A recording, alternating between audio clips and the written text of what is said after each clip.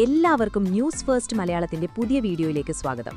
Cricket ലോകത്തെ ഏറ്റവും പുതിയ വാർത്തകൾ ആദ്യമേ അറിയാൻ ഈ ചാനൽ മറക്കാതെ സബ്സ്ക്രൈബ് ചെയ്യുക. അഹമ്മദാബാദിലെ നരേന്ദ്രമോദി സ്റ്റേഡിയത്തിൽ ടീം ഇന്ത്യ ന്യൂസിലൻഡിനെ തകർത്തെറിഞ്ഞ് ഒരു പുതിയ ചരിത്രം തന്നെ രചിച്ചിരിക്കുകയാണ്.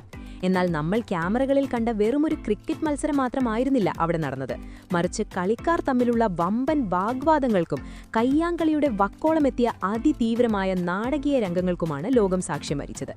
അതേ സുഹൃത്തുക്കളെ, ന്യൂസിലൻഡ് ഇന്നിംഗ്സിനിടെ ഇന്ത്യൻ യുവ പേസർ അർഷദീപ് സിംഗും കിവീസ് വെടിക്കെട്ട് ബാറ്റർ ഡാരൽ മിച്ചലും തമ്മിൽ ഗ്രൗണ്ടിൽ വെച്ച് രൂക്ഷമായ ഏറ്റുമുട്ടലുണ്ടായി.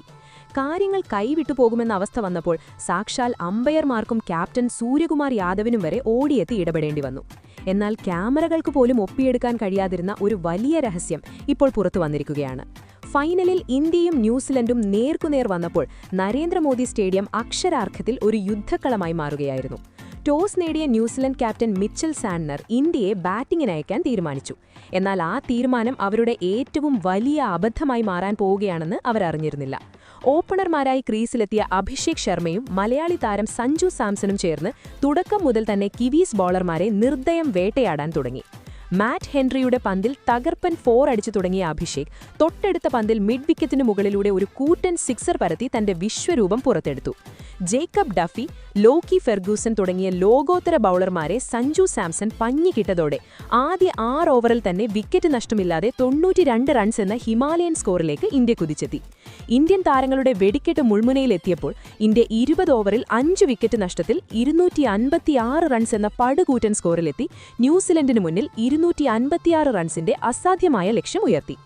മറുപടി ബാറ്റിംഗിനിറങ്ങിയ ന്യൂസിലൻഡിന് ഫിൻ അലനും ടിം സെഫേർട്ടും ചേർന്ന് മികച്ച തുടക്കം നൽകാൻ ശ്രമിച്ചെങ്കിലും ഇന്ത്യൻ ബൌളർമാർ അവരെ വരിഞ്ഞുമുറുക്കി.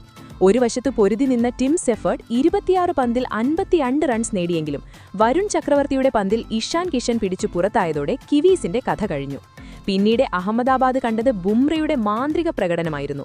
19 ഓവറിൽ വെറും 169 റൺസിന് ന്യൂസിലൻഡ് ഓൾ ഔട്ട് ആയപ്പോൾ 96 റൺസിന്റെ വമ്പൻ വിജയത്തോടെ ടീം ഇന്ത്യ 3ാം തവണയും T20 ലോകകപ്പ് കിരീടത്തിൽ മുത്തമിട്ടു. എന്നാൽ ഈ ആവേശത്തിനിടയിലാണ് ലോകത്തെ മുഴുവൻ ഞെട്ടിച്ച ആ സംഭവം നടന്നത്.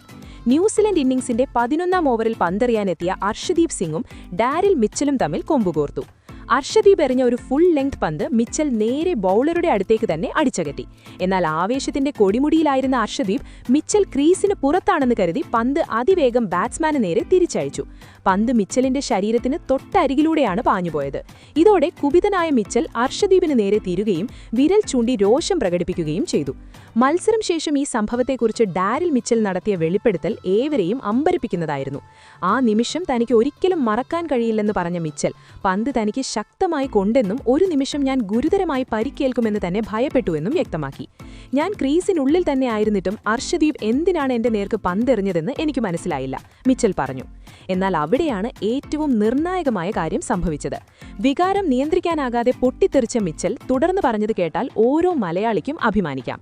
മിച്ചൽ പറഞ്ഞു, അർഷദീപിന്റെ ആ പ്രവൃത്തി കണ്ടപ്പോൾ ഞാൻ ശരിക്കും ട്രിഗറായി പോയിരുന്നു. അപ്പോഴാണ് വിക്കറ്റ് കീപ്പറായിരുന്ന സഞ്ജു അതിലിടപെട്ട് എന്നെ ശാന്തനാക്കിയത്. സഞ്ജു വളരെ സ്പോർട്സ്മാൻഷിപ്പ് ഉള്ളൊരു കളിക്കാരനാണ്. ഒരു ഫേവറിറ്റ് താരം കൂടിയാണ് സഞ്ജു. അതെ, ആ വലിയ പൊട്ടിത്തെറി ഒഴിവാക്കാനും ഒരു കയ്യാങ്കളിയിലേക്ക് കാര്യങ്ങൾ പോകാതിരിക്കാനും അവിടെ അവതരിച്ചത് നമ്മുടെ സ്വന്തം സഞ്ജുവായിരുന്നു. തുടർന്ന് ഇന്ത്യൻ നായകൻ സൂര്യകുമാർ യാദവും ഓടിയെത്തി മിച്ചലിനെ ശാന്തനാക്കാൻ ശ്രമിച്ചു. അമ്പയർമാരും അർഷദീപുമായി സംസാരിച്ചു. എന്നാൽ ഓവർ കഴിഞ്ഞ ഉടനെ അർഷദീപ് നേരിട്ട് മിച്ചലിന്റെ അടുത്തേക്ക് പോയി തന്നെ തെറ്റിന് ക്ഷമ ചോദിക്കുകയും ഇരുവരും ഹസ്തദാനം ചെയ്ത് പ്രശ്നം അവസാനിപ്പിക്കുകയും ചെയ്തു. ഫൈനൽ പോലൊരു വലിയ വേദിയിൽ കളിക്കാർ 100% ഊർജ്ജത്തോടെ കളിക്കുമ്പോൾ ഇത്തരം കാര്യങ്ങൾ സംഭവിക്കുന്നത് സ്വാഭാവികമാണെന്നും സമ്മർദ്ദം കാരണം പലപ്പോഴും ചിന്തിക്കാതെ പ്രതികരിച്ചു പോകുമെന്നും മിച്ചൽ കൂട്ടിച്ചേർത്തു. അർഷദീപ് തന്നോട് പിന്നീട് വന്ന് മാപ്പ് ചോദിച്ചുവെന്നും പന്ത് ശക്തമായി കൊണ്ടെങ്കിൽ ക്ഷമിക്കണമെന്ന് അർഷദീപ് പറഞ്ഞപ്പോൾ അതിന്റെ ആവശ്യമില്ല, ഇതൊക്കെ കളിയുടെ ഭാഗമാണെന്നും താൻ മറുപടി പറഞ്ഞു. ഇതിൽ ആരുടെയും തെറ്റില്ല. രാജ്യത്തിനു വേണ്ടി കളിക്കുമ്പോൾ വികാരങ്ങൾ നിയന്ത്രിക്കാൻ കഴിയില്ലെന്നും മിച്ചൽ പറഞ്ഞു. ടൂർണമെന്റിലുടനീളം ഇന്ത്യ മികച്ച പ്രകടനമാണ് കാഴ്ചവെച്ചത്. കിരീടം അവർ അർഹിക്കുന്നുണ്ടെന്നും അദ്ദേഹം ഓർമ്മിപ്പിച്ചു. ക്രിക്കറ്റ് ഒരു മത്സരമാണെങ്കിലും അത് പരസ്പര ബഹുമാനത്തിന്റെ കൂടി കളിയാണ് എന്ന് അദ്ദേഹം ഓർമ്മിപ്പിച്ചു. മഹാനായ രോഹിത് ശർമ്മ ഉൾപ്പെടെയുള്ളവർ പടുത്തുയർത്തിയ പൈതൃകവും ടീം സ്പിരിറ്റും ഈ യുവനിര എങ്ങനെ കാത്തുസൂക്ഷിക്കുന്നു എന്നതിന്റെ വലിയ തെളിവ് കൂടിയാണ് ഈ വിജയം. പുതിയ ഇന്ത്യയുടെ ഈ വമ്പൻ ലോക വിജയത്തിന് പിന്നാലെ ഇന്ത്യൻ പ്രധാനമന്ത്രി നരേന്ദ്രമോദി ടീം ഇന്ത്യയ്ക്ക് 125 കോടി രൂപയുടെ ബ്രഹ്മാണ്ഡ പാരിതോഷികമാണ് പ്രഖ്യാപിച്ചിരിക്കുന്നത്.